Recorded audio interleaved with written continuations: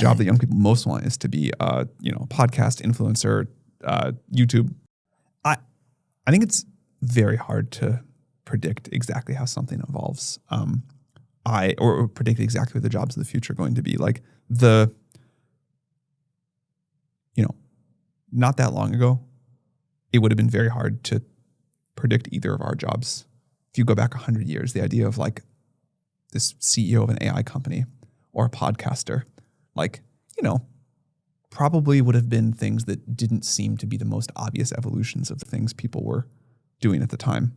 Yeah, you just seemed almost probably crazy even in trying to explain those to someone.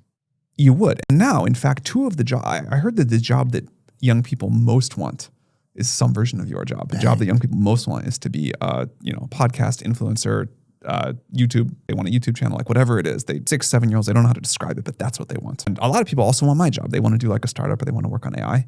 And these just didn't exist. Yeah. So like the rate with which the new things come along is fast, and also trying to predict what they are. The thing I say all the time is no one knows what happens next. But another thing I believe is that humans are obsessed with other people.